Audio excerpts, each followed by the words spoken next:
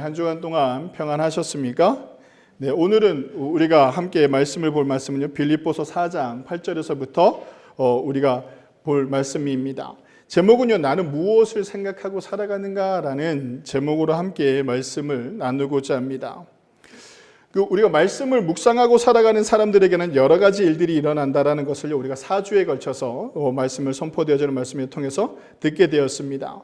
여러분들이 기억하실지 모르겠지만 제가 4주를요 간략하게 다시 한번 요약을 하자면, 첫 주에 말씀에 읽고 살아가는 사람들에게 나타나는 일들이 있는데, 그것이 무엇이냐면 우리의 인생을 등대같이 인도하는 것이 성경 말씀이라고 이렇게 말씀을 드렸습니다. 그리고 우리의 길을 열어주시고 또 우리의 삶을 형통하게 하고 말씀을 묵상하는 성도에게는 하나님께서 함께 하시는 그런 놀라운 축복을 누리게 된다는 것을 제가 첫 주에 말씀을 드렸고, 두 번째는요, 삶의 축복은 말씀에 있다라는 제목 아래서요, 그 축복을 받는 사람들의 특징에 대해서 제가 또 설교를 해드렸습니다. 믿음이 자라면서요, 그 사람들의 특징은 평안을 누리게 되고 감사와 찬양이 넘치는 특징이 있으며, 말씀으로 축복의 삶을 사는 사람들은요, 선한 영향력을 나타내고 살아가는 사람들이다라고 이렇게 말씀을 드렸습니다. 그리고 세 번째 주는요, 말씀을 읽고 축복을 누리는 사람들의 언어가 변화되어진다라고 제가 말씀을 선포했습니다. 말은 나를 감싸는 집이다라는 말씀을 드리면서 성도의 언어는 덕을 세우고 은혜를 끼치는 그런 언어로 변화되어진다라는 것을요 말씀을 드렸고, 저번 주 넷째 주에는요, 덕과 은혜를 끼치는 언어가 기쁨을 전하는 언어라는 것을 우리가 말씀을 통해서 알게 되었습니다. 기쁨을 전하는 사람들의 특징은 복음을 위해 살아가는 사람들이다라는 것을요 말씀을 드렸고, 하나님의 축복과 은혜를 경험하는 사람들이 내가 경험한 그 놀라운 기쁨을 세상 사람들에게 전하면서 살아간다라는 것을요 4주에 걸쳐서 제가 말씀을 드렸습니다. 오늘은요, 삶의 축복은 말씀에 있다 다섯 번째 시간으로요, 4주를 돌아보면서 그러면 나는 이 말씀 가운데 살아가는 나는 어떤 생각을 가지고 살아가는가 한번 돌아보자라는 겁니다. 빌립보서 4장 2절에서요, 이 빌립보서 4장이 시작되면서 무엇을 얘기하냐면 분란을 이야기합니다. 유오디에와 순두계가 화해해야 된다라고 사도 바울이 이야기를 하면서 이 말씀을 쭉 이야기를 합니다. 빌립보 교회가 분란이 있었다라는 것을 알려주는 구절이라고도 할 수 있습니다. 그러면서 빌립보 4장에서 무엇을 이야기하냐면 그리스도인이라면 하고 알려주는 겁니다. 그리스도인이라면 이렇게 살아야 됩니다라는 것을 말씀해주고 있는 것이 4장 말씀이라고 할 수 있죠. 그러면서 오늘 우리가 읽은 본문, 끝으로 형제들아 무엇에든지 참되며 무엇에든지 경건하며 무엇에든지 오르며 무엇에든지 정결하며 무엇에든지 사랑받을 만하며 무엇에든지 칭찬받을 만하며 무슨 덕이 있든지 무슨 기름이 있든지 이것들을 생각하라 라고 이렇게 말씀하고 있죠. 그러니까 끝으로라고 했으니까 우리가 어떻게 해야 됩니까? 집에 돌아가면 그 7절, 6절, 5절 그걸 꼭 묵상하고 읽어보시기를 바랍니다. 그러면서 오늘 8절에서 이야기하고 있는 이 말씀을 다시 한번 묵상하고 선포되어지는 말씀 가운데 은혜를 받기를 원합니다. 오늘 본문 8절 끝부분에요, 이렇게 이야기합니다. 좋은 얘기로 쭉 하면서 6가지의 덕목을 이야기하고 덕을 세우고 기름이 있든지 하면서 뭐라고 얘기합니까? 마지막에 이것들을 생각하라. 그래서 오늘 제목이 나는 어떤 생각으로 살아갑니까? 라는 그 핵심이 어디서 나왔느냐라면 오늘 8절 끝부분입니다. 이것들을 생각하라. 생각한다라는 것은요, 존재한다라는 의미를 가집니다. 존재한다는 것은 내가 앞에서 열거했던 것들을요 항상 생각함으로요 내가 그 생각하는 사람의 존재가 되어진다라는 것이죠. 프랑스의 수학자이면서요 근대 철학의 창시자라고 불리는 데카르트라는 유명한 철학자가 있습니다. 그 사람이 한 얘기가 있는데 혹시 들어보셨습니까? 나는 존재한다? 고로? 나는 생각한다? 고로? 나는 존재한다. 죄송합니다. 그러니까 내가 생각함으로 내가 뭐 한다라는 겁니까? 존재한다라고 이렇게 표현을 하고 있죠. 여러 가지 의미로 해석할 수 있는 말이기도 한데요, 존재한다라는 것은 생각한다라는 겁니다. 여러분들의 생각이요 나를 존재케 한다라는 거죠. 어떤 사람으로 내가 서 있습니까? 라고 한다면, 여러분들이 세상 속에서 어떤 사람입니까? 라고 한다면 다른 사람들의 시선을 볼 필요가 없어요. 뭐만 보면 돼요? 내가 생각하고 있는 삶을 보면 돼요. 아, 이게 나야 라는 것이죠. 사람들이 판단하는 것은 그 뭐예요? 내가 생각하고 내가 생각하는 그 삶 자체가 드러나기 때문에요 내가 그렇게 존재하게 된다는 것을 말하는 겁니다. 사람들은요 내가 생각한 대로 존재한다는 그것을요 받아들이고 있습니다.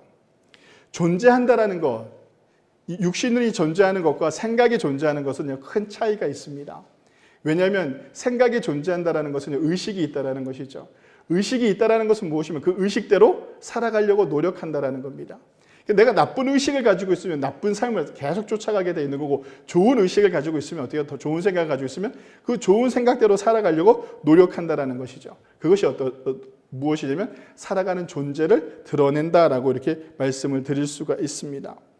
오늘 본문에서요, 이것들을 생각하라라고 이야기합니다. 무엇이면 참되며, 무엇이든지 건견하며, 무엇이든지 오르며, 무엇이든지 정결하며, 무엇이든지 사랑받을 만하며, 무엇이든지 칭찬받을 만한 삶을 생각하라는 겁니다. 이것들을 생각하는 성도들에게 사람들이 그 사람을 보면서요, 칭송하게 됩니다. 야, 저 사람 대단하다. 참 그리스도인이 다르다라는 소리를 듣게 되는 것이죠. 그리스도인이면서 우리가 생각하는 것이 오롯이 돈에만 집중되어 있으면 어떻게 됩니까? 돈을 벌기 위해서요, 다른 것을 생각하지 않게 되는 거예요. 좀 불법을 행해도 되죠. 돈만 벌 수 있다라면. 내가 성공하기 위해서는요, 그런 것들만 생각하게 되는 것이죠. 그러면서 오늘 빌립보서는 우리에게 뭐라고 얘기하냐면 이것들을 생각해 보라는 거예요. 이 6가지 덕목을 칭찬받을 만하고, 사랑받을 만하며, 정결하며, 옳은 것이 무엇이며, 경건한 것이 무엇이며, 참된 것이 무엇인지 생각해 보라는 것이죠. 말씀은요, 나를 변화시키는 능력이 있습니다. 성도 여러분, 나의 생각을 바꾸는 힘은 어디서 오느냐면요, 다른 데서 오는 것이 아니에요. 그러니까 조금 너무 비약하는 걸 수도 있을 수 있는데, 여러분들 막 집회 가서 막 열심히 감정적으로 막 하나님 앞에 기도하고 막 소리 지르고 막 했을 때 내가 변화되어졌다라고 생각하는데요, 그렇게 변화되지 않아요. 변화되어지는 건 무엇입니까? 말씀이에요. 말씀이요, 사람을 변화시키는 거예요. 한 권의 책이 어떻게 된다고요? 믿지 않는 사람들도 얘기하잖아요. 한 권의 책이 한 사람의 인생을 바꿀 수 있다고 하잖아요. 그러니까 글이라는 텍스트, 이 글이라는 것은 엄청난 힘이 있어요. 근데 그냥 세상 사람들도 한 권의 책, 한 권의 텍스트에 힘이 있다는 것을 알고 있는데, 우리 그리스도인들은 하나님의 말씀이 어떻게 되어졌습니까? 텍스트화 됐잖아요. 글로 만들어졌다잖아요. 근데 이거를 너무 무시하면 안 되는 거예요. 우리가 변화될 수 있습니까? 어떻게 변화될 수 있습니까?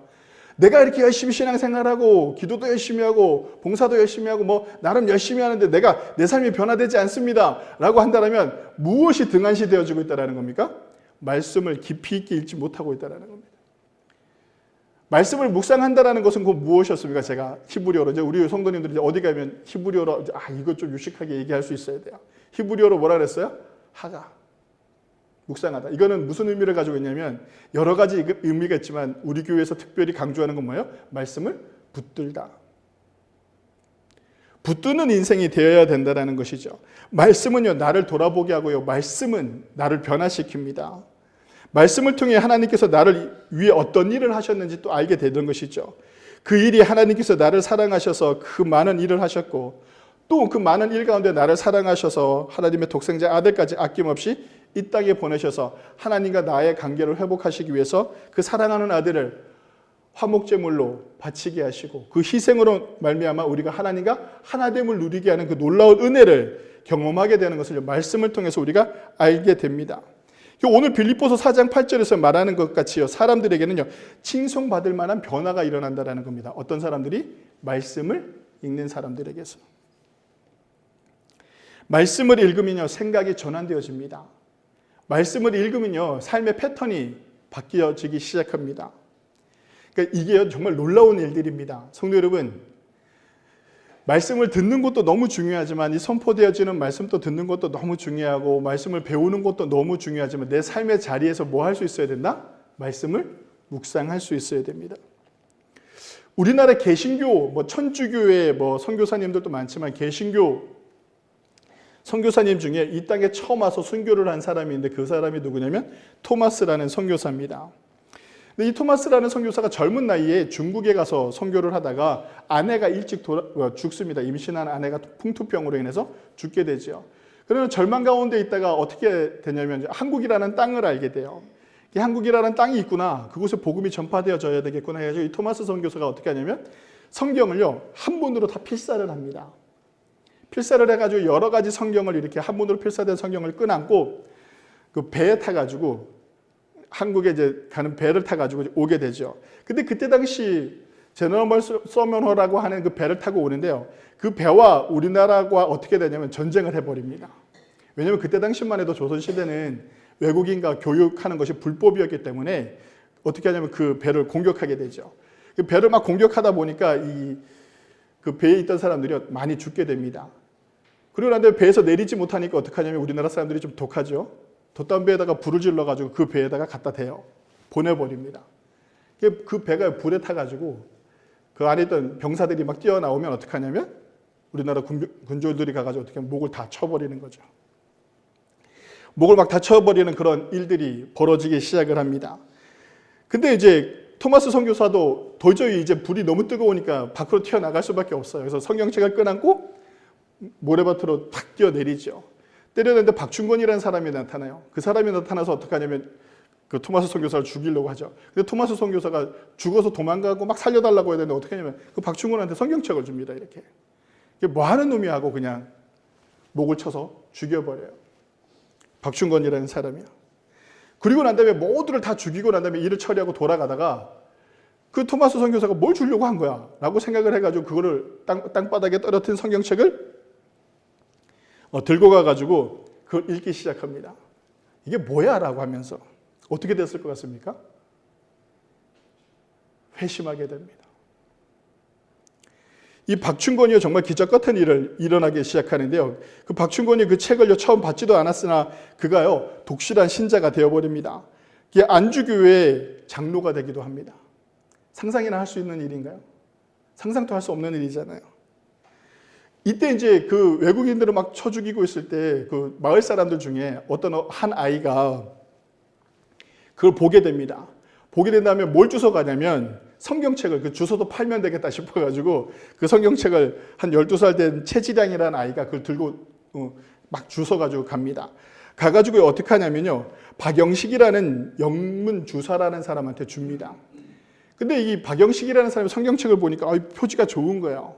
어떻게 하면 벽에다가 이 성경책을 뜯어가지고 빨간 벽을 다 벽에다 붙인 거죠. 이렇게 성경책을요. 다 붙이고 누워서 보면 어떻게 됩니까? 천장에도 붙이고 다 붙인 거예요. 자기 집에다가 종이가 좋으니까. 한문으로 그게 써져 있으니까 누워서 보다 보니까 어떻게 됩니까? 자꾸 읽히게 되는 거예요. 자꾸 읽히게 돼요. 이게 박영식이가 그걸 자꾸 읽으면서 어떤 일이 벌어지냐면 이 말씀을 통해서요. 자기가 점점 변화되어지기 시작해요. 그래서 자기 집터에다가 뭘 세우는 줄 아십니까? 교회를 세워요. 그런데 우리가 생각했을 때요, 이 말씀이라는 것이, 이 성경이라는 것이 아무것도 아닌 것 같은데 엄청난 놀라운 기적을 만들어낸다는 것을. 한 사람을 변화시키고 한 나라를 변화시킬 수 있는 힘이 어디에 있다? 성경에 있다라고 이렇게 말씀을 드릴 수가 있습니다. 토마스 선교사가 와가지고 말씀을 선포하지도 않았습니다.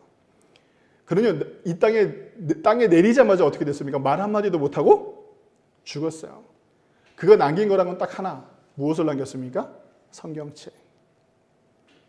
그 성경책이 사람들을 변화시키기 시작했다는 겁니다. 이만큼요, 말씀은요, 능력이 있습니다. 성대로 말씀을 읽는 사람들에게서는요, 생각이 바뀌기 시작합니다. 어떻게 생각이 바뀌냐면 내 삶에 내가 주인된 삶을 살다가 그 성경을 읽다 보면 어떻게 변화되어지냐면 내가 주인된 삶을 사는 것이 아니라 내 삶에 누가 들어오는 겁니까? 하나님, 주님께서 내 삶에 들어서 내 삶의 중심이 누구로부터 변합니까? 나에서부터 하나님으로 변화되어지기 시작합니다. 이것이 생각의 전환점입니다. 세상의 모든 일들의 최우선을 어디다 두기 시작합니까? 하나님께 두기 시작하는 것이죠. 하나님의 일을 최우선으로 생각하게 됩니다. 성도 여러분, 참되며 건건하며 오르며 정결하며 사랑받을 만하며 칭찬받을 만하며 덕을 세우는 삶은요, 우리에게요 나타나줘야 되는 삶들이라는 겁니다. 근데 그게 어떻게 나타날 수 있습니까? 라고 한다면 말씀을 묵상할 때입니다. 아무리 독한 사람이어도 아무리 나쁜 사람이라고 할지라도요, 말씀을 읽게 되면 어떻게 됩니까? 변화되어지기 시작합니다. 회심은 다른 데서 오는 것이 아니라 말씀을 묵상할 때 나타나는 것이 회심이라고 할 수 있습니다. 우리나라에 그러면서 기독교가 전파되기 시작합니다. 선교사들이 놀래요. 어떻게 놀라냐면 어떻게 이렇게 복음이 전파되어질 수 있을까? 선교사가 그렇게 일찍 죽었는데도 불구하고 복음이 막 전파되어지기 시작한단 말이죠. 근데 전파되어지기 시작하면서 정말 놀라운 일들이 또 벌어지기 시작합니다. 1907년에 대부흥 운동이 막 일어나죠, 우리 한국에. 근데 그때 당시에 1907년도에 무호 선교사님이라는 사람이 우리나라에 왔습니다. 와가지고 선교를 하다가 그 나라에 선교 보고를 해요. 그 자기 나라 파송한 나라에 선교 보고를 하는데요. 선교 보고서에 이렇게 써져 있습니다. 제가 읽어드리겠습니다. 잘 들어보십시오. 무호 선교사가요, 본국에 보낸 편지입니다. 그럼 여러 가지를 쭉 이야기하면서 한 예를 들었는데, 김 씨는 전에 농사를 지었는데 술을 즐겨 마셨고 젊은 첩도 데리고 있었습니다. 그런데 예수님을 믿은 후에 첩을 내보내고 술과 노름을 끊었습니다. 나중에는 그렇게 좋아하던 담배까지도 꺾었습니다. 라고 뭘 표현하고 있습니까? 한국 사람들이 변화되어지는 모습을 표현하고 있는 거죠. 그러면서 그 앞선 해에는요, 1906년 모리스 선교사님이 또 자기 나라에 선교 보고를 보낸 편지가 있습니다. 이건 역사로 이렇게 잘 남아있어요, 기록으로. 제가 읽어드리겠습니다. 어떤 일들이 벌어졌는지 한국에 복음이 전파되어지면서요. 운산 지방에 살고 있는 한 부인은요, 노비를 모녀로 부리고 있었는데 그곳의 법에 따르면 노비는 가축이나 마찬가지로 주인이 마음대로 처분할 수 있습니다. 그런데 부인은 기독교인이 되고 난 후에 어린 노비에게 자유를 주었고 그녀가 혼인할 때에 자기 딸처럼 선물을 잔뜩 마련해 주었습니다. 라고 이렇게 또 보고를 합니다. 그래서 또 여기서 어떤 보고들이 많이 나타나기 시작하냐면, 한국 사람들이 농번기가 끝나고 나면, 그러니까 농사일이 끝나고 나면 겨울이 되면 다 같이 모여서 뭐 합니까? 다 노름을 하는 거예요, 노름. 할 게 없으니까. 벌었던 놨던 막 노름. 근데 이제 그 노름판이 점점 줄어들기 시작하고 술판이 점점 줄어들기 시작했다는 거예요. 뭐가 변화되어지기 시작해요? 사람들이 변화되어지니까 무엇이 변화됩니까? 마을의 환경도 변화되어졌다라고 이렇게 보고를 하는 내용들이 쭉 있습니다. 당시 선교사님들의 보고서에는 놀라운 일들이 넘쳐난다는 것을 우리는 알 수가 있죠. 거기에 핵심은요, 그리스도인들이 된 사람들의 변화된 모습들이라는 겁니다. 그러면 그들이 어떻게 변화되었습니까? 라고 한다면 1907년에 기도운동이 먼저 일어난 것이 아니에요. 우리는 1907년에 대부흥이 일어났다라 해서 우리도 뭐 몇 년 전만 해도 100주년 부흥운동을 막 하면서 막 기도회를 막 하고 하는데 그렇게 시작하지 않았어요. 부흥운동은 어디서부터 시작했냐면 선교사들의 말씀 공부서부터 시작했어요. 한 사람 한 사람에게 말씀을 가르치기 시작하면서 그곳에서 뭐 점점 사람들이 변화되어지기 시작했대요. 그 변화되어진 사람들이 모여서 함께 집회를 할 때요, 죄를 고백하고 하나님 앞에 자기 모든 것을 다 내려놓는 그런 놀라운 역사가 나타나게 된 것이죠. 성도 여러분, 지금 나의 신앙의 모습은 어떻습니까? 라는 겁니다. 말씀을 읽지 않으면요, 자꾸 우리는 회개합니다. 회개하게 됩니다. 어디로? 뒤로. 어느 뒤로? 옛사람으로 가는 거예요. 새 사람을 입어야 되는 우리가, 매일매일 같이 새 사람을 입어야 되는 우리가 자꾸 옛사람의 나의 옛사람의 모습으로 돌아가는 이유는 뭐냐면 성경을 읽지 않기 때문에 그런다라는 것이죠. 성경을 읽게 되면요, 자꾸 나를 다그치게 되고 나를 하나님 앞에 돌아보게 되어져 있습니다. 당시 사람들은요, 자신들이 누려야 될 권리도 어떻게 했습니까? 포기했습니다. 이 놀라운 일들의 말씀을 읽으면서 왜 이런 놀라운 일들이 나타나는가라고 묻는다라면 딱 하나입니다. 말씀을 통해서 어떤 일을 알게 되냐면 예수님의 희생을 알게 되는 거예요. 하나님이 사람을 사랑하셔서 하나님조차도 자기 아들을 희생시키는 그 희생을 우리가 알게 되는 것이죠. 보십시오. 이 많은 변화들이 그냥 일어날 수 없잖아요. 누군가가 희생이 필요한 거예요. 말씀을 읽는다라는 것은 변화를 보여주는데 어떤 변화를 보여주느냐면 내가 먼저 희생할 수 있는 용기가 있어진다라는 겁니다. 성도 여러분, 당시 선교사님들 보고서에 놀라운 일들이 넘쳐난다라는 것은요, 그들이 생각이 변화되어지기 시작했다는 것. 누가? 성도들의 생각들이. 여러분들은 어떤 변화를 보여주고 있습니까? 삶의 자리에서. 예수를 믿고 교회를 다니지만 10년이 지난 지금도 별반 다르지 않고 변화된 것이 없다면 나를 다시 한번 하나님 앞에 세워야 됩니다. 그리고 우리가 어떻게 해야 됩니까? 말씀을 붙들어야 됩니다. 우리의 생각을 바로잡아야 합니다. 그것은요, 말씀을 묵상할 때 비로소 우리가 생각하는 바가 나의 뜻이 아닌 하나님께 있게 됩니다. 하나님이 원하시는 뜻, 하나님께 합당한 것, 하나님이 기뻐할 만한 것들을 감당할 수 있는 것이 무엇인가를 깨닫게 되는 것이죠. 성도 여러분, 삶의 축복은 말씀이 있다는 것을 아는 나는 지금 어떤 신앙의 모습을 살아가고 있습니까? 나를 위해서 악착같이 혹은 억척같이 힘들게 살아가면서 하나님을 생각할 겨를 없이 살아가고 있진 않은지, 정신없이 살아가는 인생 속에서 내가 생각하는 것들이 혹은 지금 나를 사로잡고 있는 생각들이 무엇인지 한번 돌아보시기 바랍니다. 점검해 보아야 됩니다. 상황은 점점 나빠지고 환경은 점점 안 좋아지고 교회를 봐도 그렇고 내 삶을 봐도 그렇고 나아지는 건 없는 것 같고 내 마음엔 자꾸 부정적인 게 쌓이기 시작하고 그게 뭐야? 사단이 주는 마음이에요. 우리에게요, 사단이 어떤 틈을 타고 들어오느냐면 아주 부정적인 거예요. 아주 부정적인 건데 큰 부정적인 것이 아니라 요만한 부정적인 틈을 타고 들어오는 거야. 여기에 무슨 희망이 있겠어? 이게 일이 되겠어? 뭐가 되겠어? 이런 상황들을 자꾸 우리에게 심어주는 것이죠. 그것이 내 생각이 되어버리면 어떻게 돼요? 내 환경이 그렇게 부정적으로 바뀌는 거예요. 근데 우리는 그런 내 환경이 부정적인다 할지라도 내 삶이 부정적이고 내 삶이 고통스럽고 내 삶이 괴롭다 할지라도 우리가 포기하지 않는 이유가 딱 하나 있는 거예요. 왜? 지금 4주 동안 우리가 말씀을 들어왔잖아요. 하나님의 말씀에 매입받은 사람들에게는 놀라운 일들이 일어난다니까요. 그 놀라운 일들이 일어나기 때문에 어떤 상황과 어떤 환경 속에서도요, 좌절하거나 부정적으로 생각하지 않아요. 이 또한 하나님께서 일으키실 것이다. 이 또한 하나님께서 역사하실 것이다. 이 또한 하나님께서 만들어 가실 것이다라는 그 기대를 가지는 거예요. 토마스 선교사가 내가 내리면 죽는 거예요. 죽는데 왜 내리겠어요? 내가 내림으로써 하늘의 미랄이 되어져야 되는 거야. 하늘의 미랄이 땅에 썩지 않으면 열매를 맺을 수 없는 것처럼 우리의 삶이 그렇게 되어져야 된다는 것이죠. 성도 여러분, 부정적이고 아무것도 없나요? 그럼 그곳에 내가 미랄이 되겠습니다라고 고백할 수 있어야 돼요. 하나님, 나를 통해서 열매를 만들어내십시오. 하나님, 나를 통해서 하나님의 역사가 나타나게 하십시오. 하나님, 나를 통해서 하나님께서 주어주시는 놀라운 것들로 사람들이 하나님의 살아계심을 보게 하여 주십시오라고 고백할 수 있어야 돼요. 그럼요, 하나님께서 우리의 길을 열어주신다니까요. 내 것이 아니라 누구 것을? 하나님의 것을 먼저 생각하시는 저와 여러분들이 되시길 바랍니다. 나라는 사람을요, 승수로 생각해보라고 오늘 말씀해주고 있는 것입니다. 이것들을 생각해보라. 나는 내 주변의 사람들 앞에서 어떤 사람인가 생각해 보시기 바랍니다. 조금 부끄러운 상태라면 회개해야 됩니다. 이 사순절 기간 동안 나를 돌아보시기 바랍니다. 내가 하나님 앞에서 나를 세워놓으시기 바랍니다. 나는 과연 무엇에든지 참되며 무엇에든지 경건하며 무엇에든지 오르며 무엇에든지 정결하며 무엇에든지 사랑받을 만하며 무엇에든지 칭찬받을 만한 덕을 세우고 살아가고 있는가?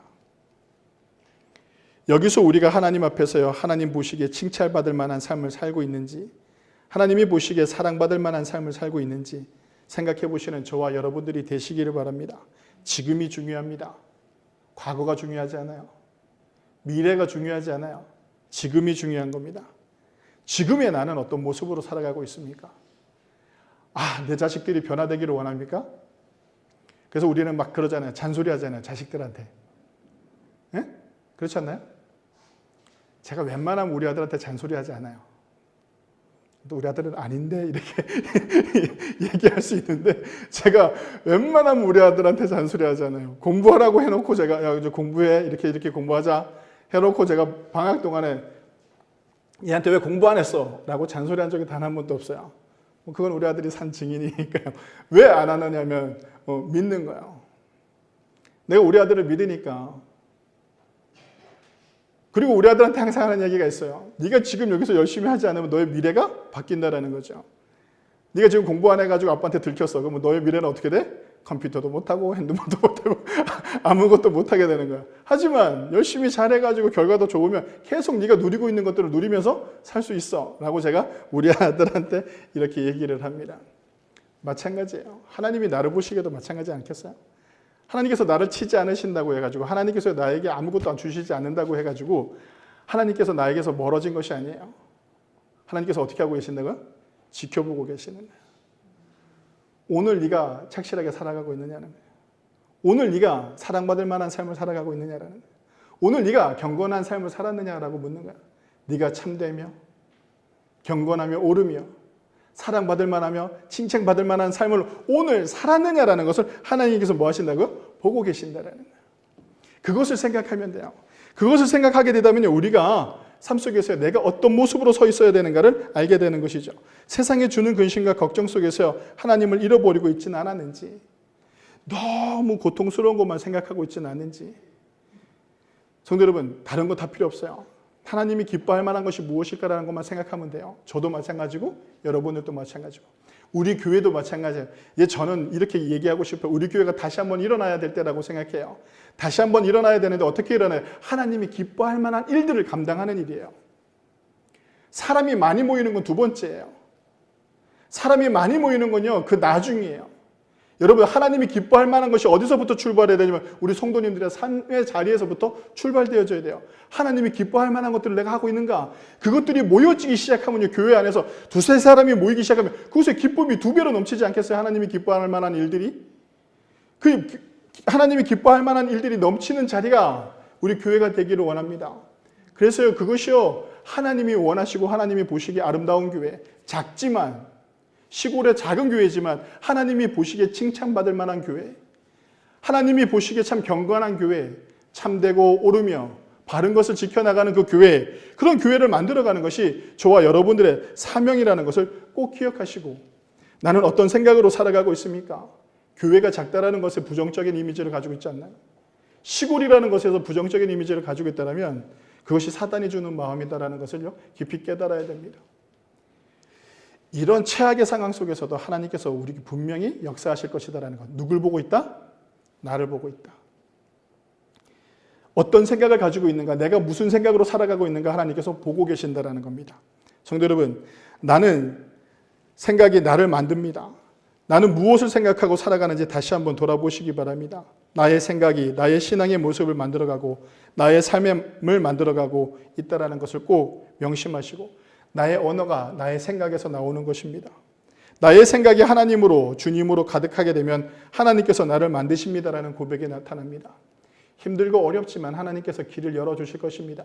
첫 번째 주에 제가 말씀드렸던 것처럼 말씀을 묵상하는 사람들에게 등대와 같은 말씀이 되어지고 길을 비춰주시고 하나님이 우리와 함께 하심으로 인해서 우리의 삶이 형통해질 것이다. 지금은 고통스럽고 아프지만 현재의 내가 그 고통스럽고 아픈 가운데 하나님을 원망하지 않고 세상을 바라보지 않고 오로지 하나님만을 바라보고 있을 때, 그때 하나님께서 우리의 길을 열어주신다는 것을 확실히 믿는 저와 여러분들이 되시기를 바랍니다. 그래서 이것이 길지 않기를, 우리의 삶의 고난과 우리의 삶의 아픔이 길지 않고 하나님께서 부어주시는 그 놀라운 은혜 속에서 살아가는 저와 여러분들이 되시기를 바랍니다. 나를 하나님의 사람으로 이 땅에 존재하게 하시는 이유가 무엇일까? 왜 하나님께서 나를 이 땅에 존재하게끔 하셨을까? 나의 존재의 목적이 무엇일까? 한번 생각해 보시기 바랍니다. 나는 무엇으로 하나님을 기쁘게 하고 있는가? 나는 무엇으로 하나님께 칭찬받을 만한 삶을 살아가고 있는가? 이 생각만 하고 있어도 우리의 삶은 변화되어질 수 있습니다. 이 생각만 가지고 있어도 우리의 삶의 많은 것들이 변화를 이루어질 거라고 저는 확신합니다. 삶의 축복이 말씀에 있다는 것을 아는 나는 지금 어떤 모습으로, 어떤 생각으로 살아가고 있습니까? 오늘 본문을 통해서 우리에게 말씀하십니다. 이것들을 생각하라. 우리 다 같이 한번 읽어보겠습니다. 시작.